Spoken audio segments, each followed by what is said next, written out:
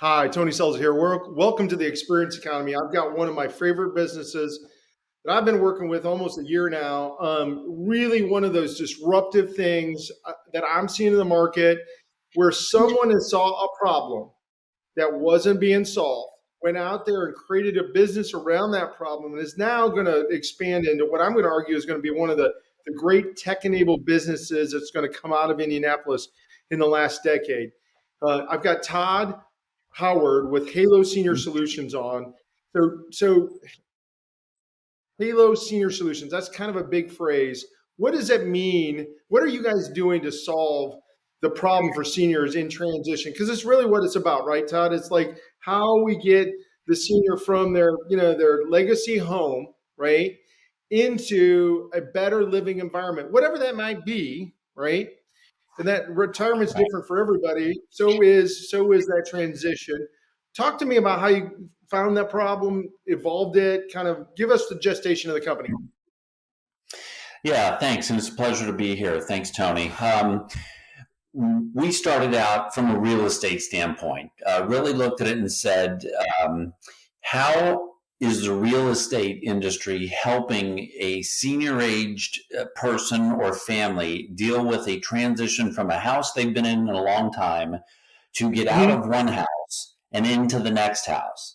And so we looked at that and after some industry knowledge and conversations, realized that not much had changed in decades on how we got, and I'll just call her grandma, from one house to the next house, whether it was downsizing or into some kind of facility or assisted living. And so starting out on that path, we just learned that it was uniquely different. It is emotionally charged. It's challenged. The communities that they move into were all doing relatively the same type of service. When we started really picking apart the layers there to figure out how they were doing that, we realized there were some gaps. They were all doing it relatively the same. They weren't solving the entire solution. They were solving bits and chunks, or thought they were solving bits and chunks. And in essence, because they weren't solving the whole solution, it was actually causing more harm than help. The grandma was. I would go further, right? I mean, we just dealt with this. So we moved my 75-year-old mom out of a 140-acre farm, right? That we had lived in for 40 years, right? So the family started arguing about this, and I do mean arguing. Probably 3 years ago, right? On, where would mom go? What would mom do? Why wouldn't we, keep the farm, sell the farm, buy the farm, all the above, right? And two mother-in-law suites later, right? Three storage units later, 2 years later, probably 90 days of oh shit bar because we sold it faster than we thought. You with me? Right. We didn't know that there was a you out there that you existed, that Halo existed, and we could have truly used this solution.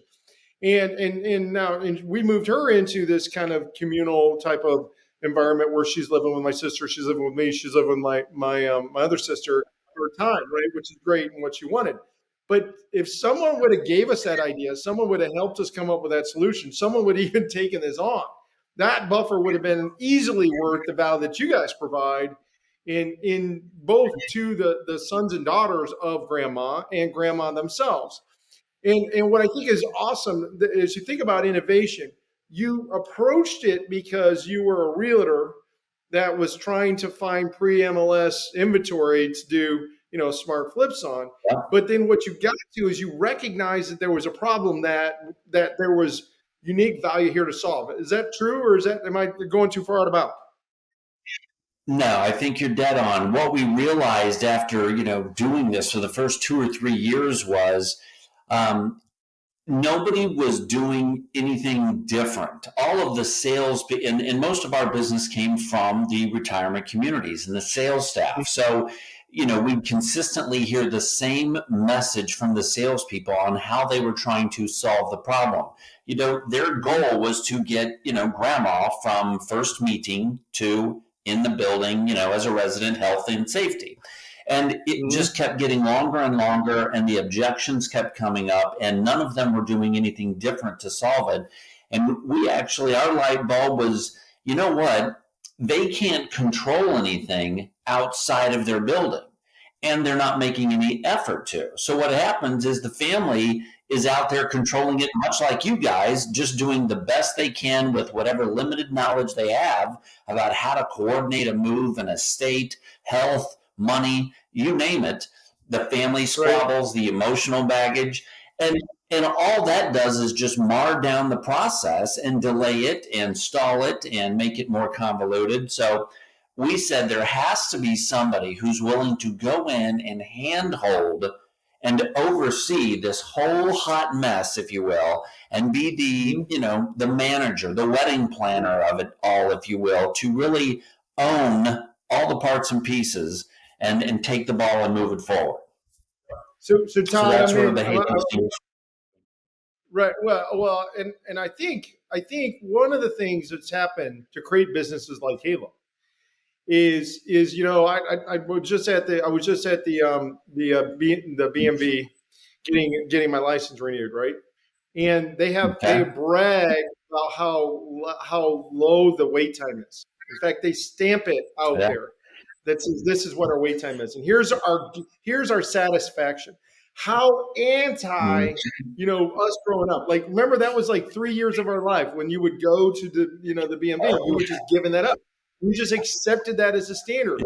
yeah. And I think how has the times changed to create an environment where we just don't accept those negative experiences anymore. People recognize there's a problem to solve. What has changed about kind of society in general about how we consume that? We don't accept that anymore. Does that, you know what I'm saying? Especially in a senior space where, a lot of times we would just think that they would grind and go through whatever they need to go through in order to move out of their home. Like, why are we dealing with different times today? Well, I think two parts to that. So, predominantly over the last, 5 years of our existence, we've been Mhm. helping the silent generation, drastically different than boomers. And so, Right. they've got a carry on independence. I won't cry over it. I'll take care of it. If I'm here another 6 months, so be it. They I'll trust grind their through it. doctors. Yep. So it's definitely, they pay respect to the authority figure, and if we can't move it forward, then I'll just be patient and assume that everybody's Right. doing their best. Versus Right. their, boomer adult children, it's the I want options. I will not be like my parents. I will do it my Yep. way.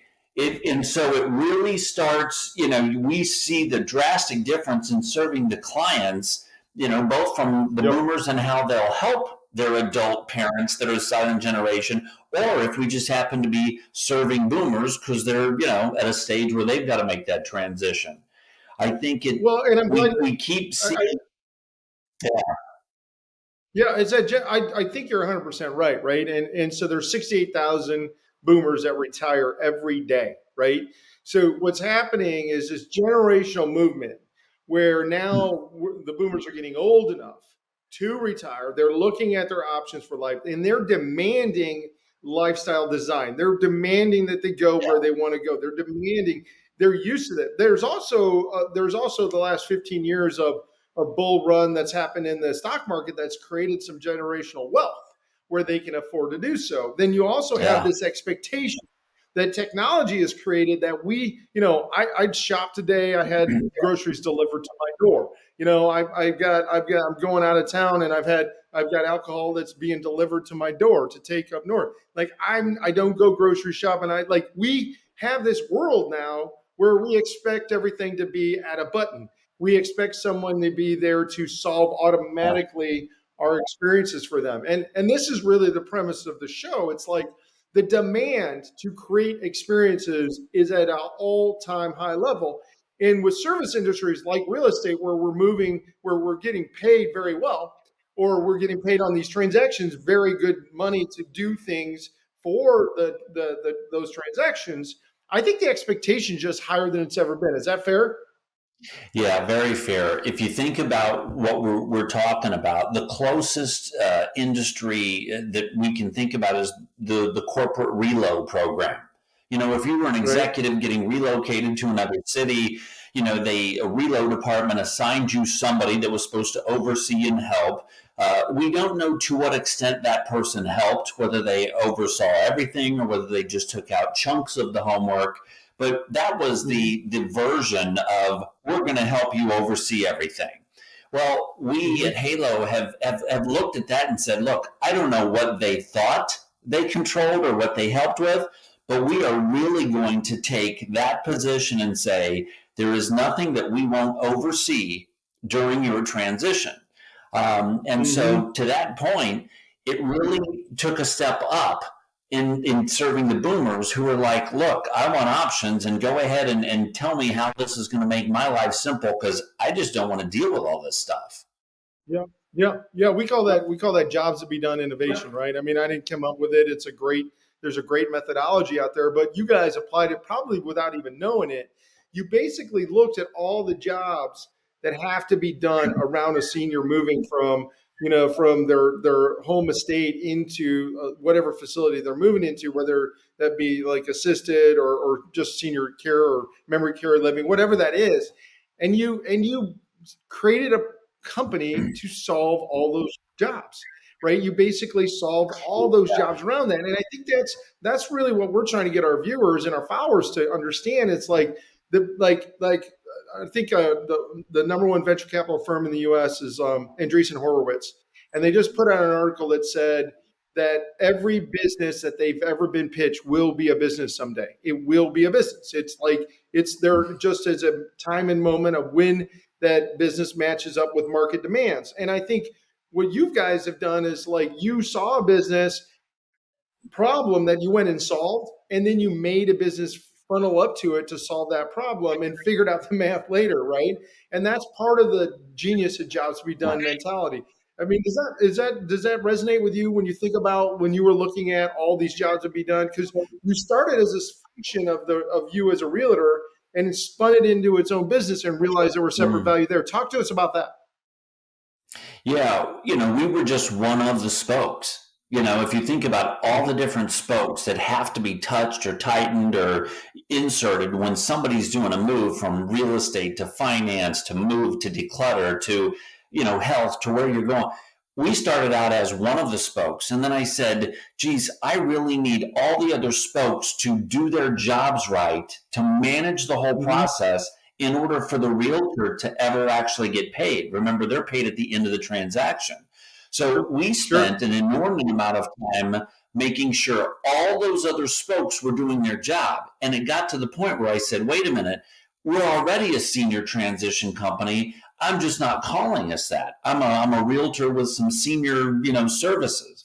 So on Hmm. the request of one of our referral partners, they said, look, why don't you lose the referral moniker and just become a senior transition company? And it's what you're already doing to begin with. So now I totally agree. And it really helped us see that somebody has to oversee or somebody has to have an element of management and control over all those moving parts and pieces, or ultimately, grandma doesn't make the move.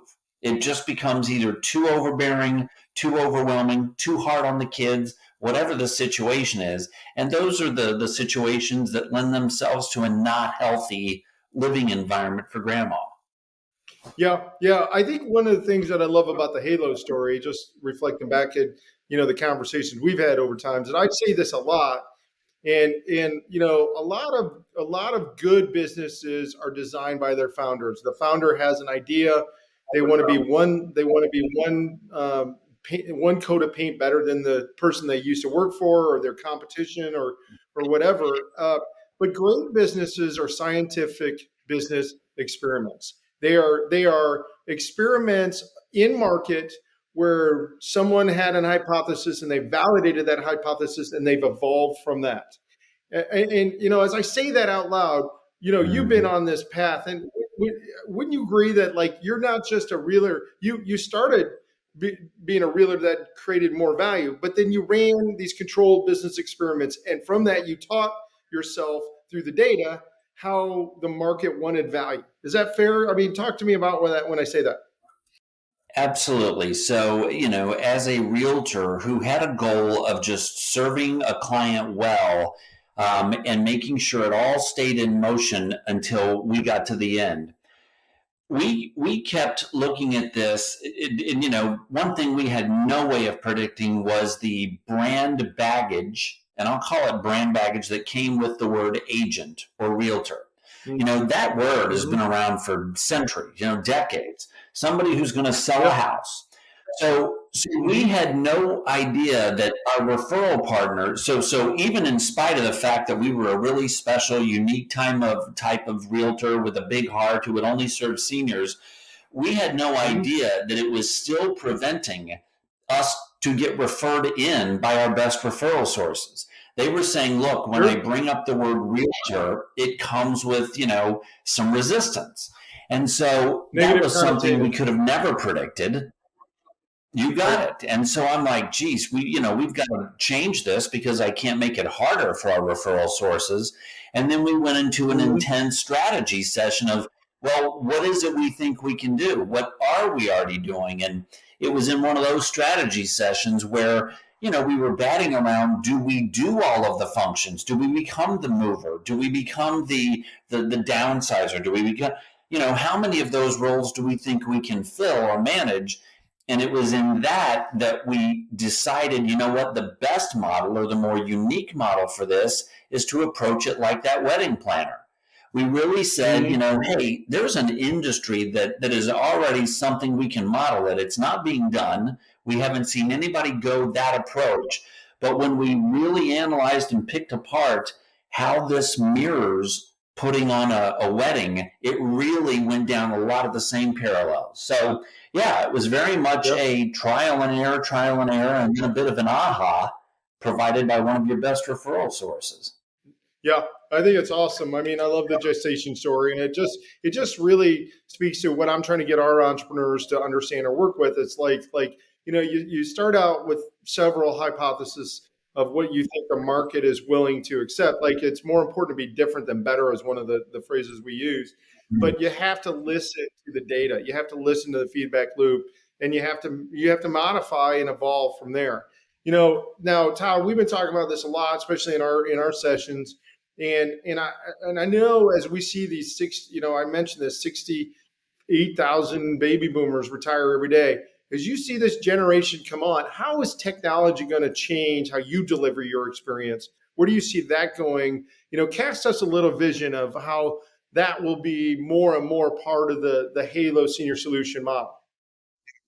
Yeah, it's interesting. So, today when we serve, I always say age, we can serve a client that's 55 and we can serve a client that's 95. And so you think about Mm-hmm. the technology comprehension, with that 40-year gap.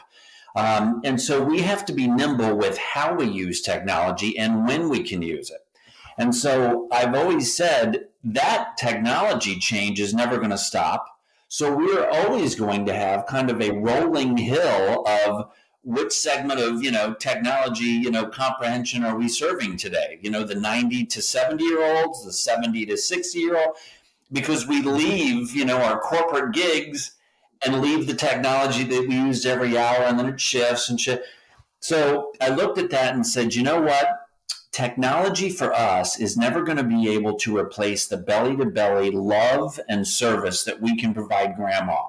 But we are going to Mm-hmm. have to be super smart about how we use technology behind the scenes to make us more efficient, more powerful, able to serve more grandmas with a little bit better control. So, and Sure. I think the boomers will only give us a little more and more grace to test some different Yeah. philosophies. Can we coordinate a move totally, via the phone and video?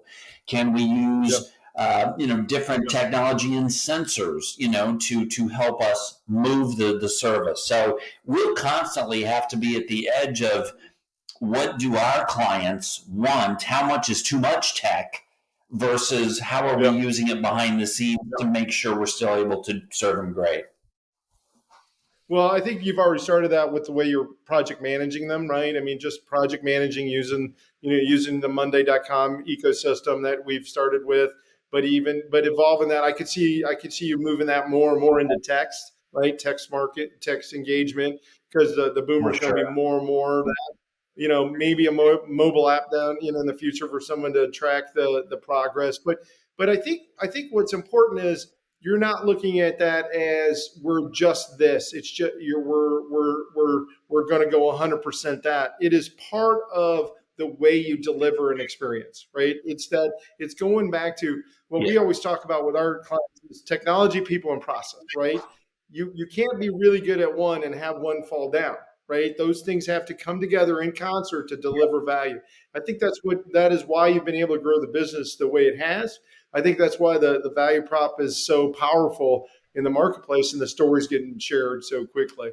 One of the things, the last question I'd like to hit you with, that when we're talking about casting vision for the future, what is the biggest change that you see as we've got into those, come from those, that one generation now into the boomers, right? What do you see them demanding or expecting that's just totally surprised you? Just was like, wow, I would have never thought that would have been something we've been asked for, and you've had to evolve to meet. That's an excellent question. I don't know that I've seen that yet. As in, Mm-hmm.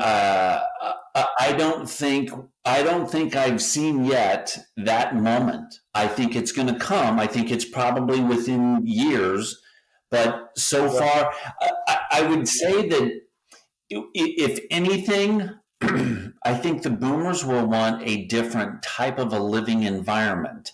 So I don't know that I have a solid answer. I don't see the Yeah. institutional solution being able to accommodate all of their desires. So I'm curious to see Yeah. where all the different types of living arrangements are going to start coming from and getting tested. Everything Yeah. from homes to using technology to stay in the home longer. So Yeah. I foresee that it's coming. I just don't think I've gotten Yeah. one of those yet. Well, one of the things that I've seen when I think about it is like you've got a lot of these boomers that still have parents that are your clients, right? And their demands in how we communicate value to them, especially as a third party sponsor, has been completely different to what their parents' demands are, right?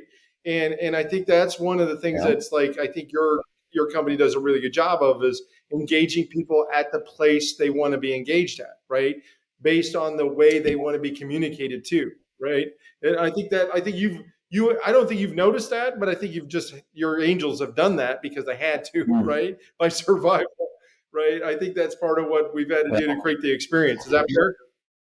yeah, very So fair. It's that's actually, and like you said, sometimes we don't realize what we do. That is, it's one of our mantras. We communicate with you the way you choose to be communicated with, and we've never had more channels to have to deal with, from text to phone to live voice to email.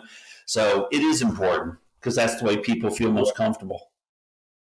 Well, and to the to kind of going back to why we created the show, it's like to for every generation's optimal channel delivers their optimal experience, and so one of the things we're seeing a lot of companies do is Mm. just really do channel optimization, and not even to the point where they're deciding on it. They're even they have machine learning, delivering that which makes the best sense to connect, so you can convert the highest or whatever attribute you're trying to create.